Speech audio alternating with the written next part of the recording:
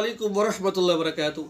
एक भाई कहते हैं कि अपने भाभी के कहने पर मैंने अपनी भाभी से कई मर्तबा ज़िना किया है और जब मैं ज़िना करने से इनकार करता हूँ तो मेरी भाभी मुझे ब्लैकमेल करती है।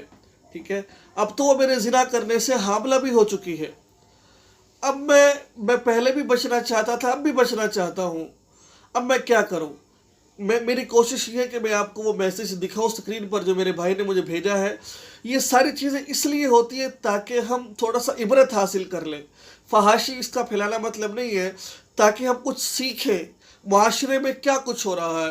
वो मैसेज सुनिए, वो मैसेज भाई का क्या था, आप स्क्रीन पर देख भी सकते हैं। अस्सलाम वालेकुम वरहमतुल्लाहि वबरकातुहू।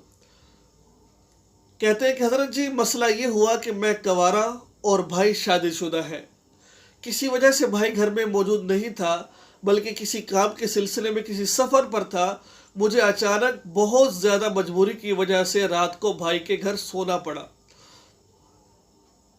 मैं भाई के घर में सोने के लिए गया तो भाभी भी इन दिनों घर में अकेली थी। जब मैं सोने के लिए लेटा तो वो कुछ घरेलू बातें मेरे साथ करने लगी। कुछ वक़्त यूं ही यानी कि बात होती रही, मगर अल्लाह ताला की कसम, वो भाई कहते हैं कि अल्लाह ताला की कसम, मैं बिल्कुल साफ़ और पाक नीयत के साथ था कि भाभी मेरे बिस्तर पर आ गई और मुझे अपने प्यार की दावत देने लगी।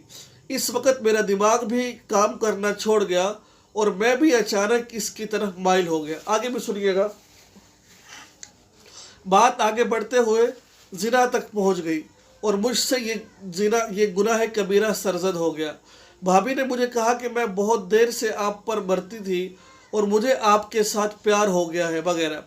अगले दिन जब सुबह हुई तो मैं बाहर निकल गया और घर वापसी का कोई इरादा ना था, बल्कि मेरा दिल करता था कि मैं खुदकुशी कर लूं, क्योंकि कभी ज़िंदगी में ऐसा करना या होना सोचा तक नहीं था। खैर, सोच विचार के बाद वापस घर गया। सिलसिला चलता रहा। वो मुझे ज़िना की दावत देती रही। अगर मैं कभी बहुत नाराज़ होकर इनकार करता तो मुझे इस बात का डर था कि कहीं वो घर वालों को ना बता दे और इसकी ख्वाहिश को पूरा कर देता। यकीन कीजिए, ऐसा लिखना मेरे लिए बहुत मुश्किल हो रहा है और आप वाहिद इंसान हैं जिनको मैं अपने दिल का दर्द सुना रहा हूँ। अलमुख्तसर, ये सिलसिला चलता रहा और वक़्त गुज़रता गया। अब इस मामले को 6 महीने के करीब ये ज़्यादा हो चुके हैं। एक रोज़ मेरे ही किसी गफलत की वजह से इसको हमल हो गया है। अब मैं इस सारे मामले और मसले के हल के लिए और इस गुनाह कबीरा से जान छुड़ाने के लिए क्या करूं?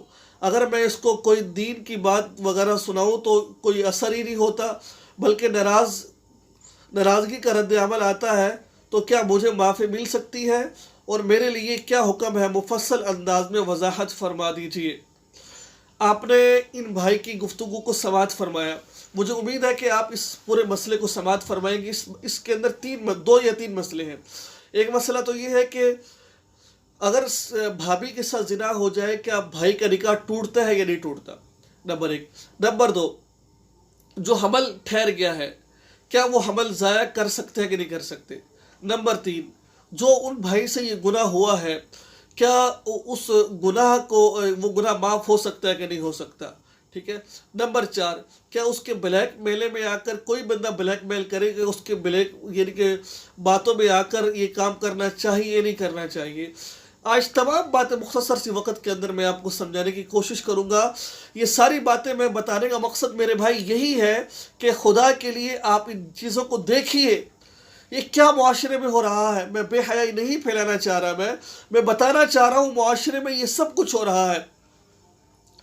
हदीस मुबारका में आता है, रसूल अकरम सल्लल्लाहु अलैहि वसल्लम के पास अल्लाह के नबी ने कहा कि तुम गैर महरम औरतों के पास मत जाया करो। हदीस का मफ़हूम अर्ज़ कर रहा हूँ। एक अंसार साहबी खड़े हुए और कहने लगे कि या रसूलल्लाह सल्लल्लाहु अलैहि वसल्लम, जो घर के अंदर देवर होता है वो भी तो घर का फ़र्द होता है, क्या उसके लिए भी यही हुक्म है? सुनिए कायनात, हज़रत मोहम्मद सल्लल्लाहु अलैहि वसल्लम की बात को सुनिए। हमारा ईमान कामिल दर्जे का ईमान है। अल्हम्दुलिल्लाह, हमारे नबी सच्चे और पक्के हैं। जो बात 1400 साल पहले कह दी है, आज सच साबित हो रही है वो बातें, वो वाली। तो रसूल अकरम सल्लल्लाहु अलैहि वसल्लम ने फरमाया कि वो तो मौत है, मौत। वो तो मौत है। कहीं आता है कि वो सांप है, वो मौत है। जैसे इंसान मौत से डरता है, वैसे ही भाभी और देवर को तन्हाई में यानी कि होने से डरे, जैसे मौत से डरते हैं, क्योंकि दो आदमी होता है, तीसरा शैतान होता है। अब देवर को मौत क्यों कहा है? देवर को मौत इसलिए कहा है कि क्योंकि एक घर के अंदर सारे अफराद इकट्ठे रहते हैं, कोई दूसरा आदमी तो आ नहीं सकता, कोई दूसरा आदमी तो आ नहीं सकता। अब गैर महरम के अंदर एक देवर ही होता है जो घर के कभी कमरे में आता है, कभी जाता है, जिसका आमना सामना ज़्यादा होता है, जिससे उठना बैठना ज़्यादा होता है। तो अल्लाह के नबी ने इतनी सख्ती से इरशाद फरमाया कि ये तो तुम्हारी मौत है, इससे अलग रहा करो, इससे तन्हाई के अंदर ना इकट्ठे बैठो। अगर कोई कमरे के अंदर ना कमरे को खटखटा कर आओ। अब देखें, अगर ये इस बात पर अमल कर लेते तो ये नौबत यहाँ तक ना पहुँचती। तो माँ बाप भी कहते हैं भाई तुम्हारी भाभी है, कौन सा दूर है। और देवर साहब भाभी को बिठाकर कभी कहीं लेके जा रहे, कभी कहीं लेके जा रहे हैं दवाई लेने के लिए, फलां ढिमकान के लिए। अल्लाह के नबी फरमा रहे देवर है तुम्हारा, और देवर तुम्हारा मौत है तुम्हारी। सैकड़ों वाक़यात ऐसे होते हैं, सैकड़ों वाक़यात ऐसे होते हैं। तो लिहाजा इन चीज़ों से बचना चाहिए। नंबर 2, ये जिना करने से जो उनसे है ना, निकाह तो नहीं टूटा भाई और उसका, ठीक है, निकाह नहीं टूटा। हाँ, और ये दोनों यानी कि लड़का और लड़की को चाहिए कि सच्चे दिल से तौबा करें, सच्चे दिल से अल्लाह के सामने तौबा करें।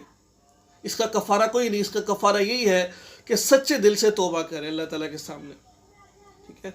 इसके अलावा जो आपको ब्लैकमेल करता है, कोई भी करता है, हमारी बहनें हैं, हमारे भाई जो मेरी गुफ्तगू को समाज फरमाते हैं, यार तुम उनके ब्लैकमेल में क्यों आते हो? पहले तो अव्वल तो ये बात यह है कि आप इस तरह की काम करें ही मत, इस तरह की हरकतें मत करें आप। अगर आपसे कोई ऐसी हरकत हो गई है तो आप ब्लैकमेल में आकर और मज़ीद अपने आप को गुनाह में मत करिए। मैं इन भाई को यही मशवरा दूंगा कि आप ब्लैकमेल में मत आइए। आप सीधी सी बात करिए कि भाई अगर आपने मेरे साथ दोबारा ये ताल्लुक़ कायम करने की कोशिश की तो मैं खुद, ख़तरा आपको इतना नहीं जितना ख़तरा उसको है, मैं खुद आपकी बात अपने भाई को बताऊंगा और अपने माँ बाप को बताऊंगा। मैं वो क्या आपको ब्लैकमेल करके आपके साथ जिना करते रहेंगे, आप क्या करते रहेंगे। गुनाह है कबीरा कर रहे हैं, जिना गुनाह है कबीरा है। शरीयत में तो ये कि शादीशुदा आदमी अगर जो है ना जिना करे, उसको पत्थर मार मार के मार दो उसको, लेकिन यहाँ पर इस्लामी हुकूमत नहीं है। तो सच्चे दिल से तौबा करनी चाहिए दोनों को। अल्लाह के नबी ने फरमाया ताइबु मिन ज़म्बि कमन ला ज़म्ब ला, गुनाहों से तौबा करने वाला ऐसा जैसा कि उसने गुनाह किया ही नहीं है।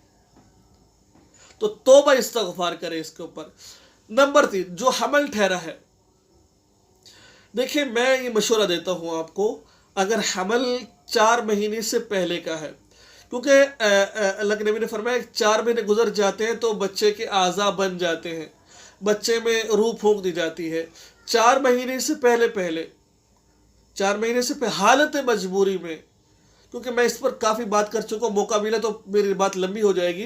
बहरहाल हालत मजबूरी में आप उस हमल को ज़ाया करवा दें, ठीक है। हालत मजबूरी में, जब हालत मजबूरी हो, मैं अपनी तरफ से राय दे रहा हूँ आपको कि जो है ना उसको आप ज़ाया करवा दें। कुछ 4 महीने के बाद तो बिल्कुल इजाज़त नहीं किसी किस्म की, ठीक है ना। तो ये जो सर इसको आप ज़ाया करें, क्योंकि ये एक गुनाह का काम है ये। तो ये थी बात मेरे भाई दोस्तों, जो एक मैंने आपको आज की वीडियो में आपको एक सबक दिया। जी यकीनन आपको ये बात समझ आ गई होगी कि घर के अंदर देवर को और अपनी बीवी को या भाई को और बीवी को अकेला मत छोड़ें।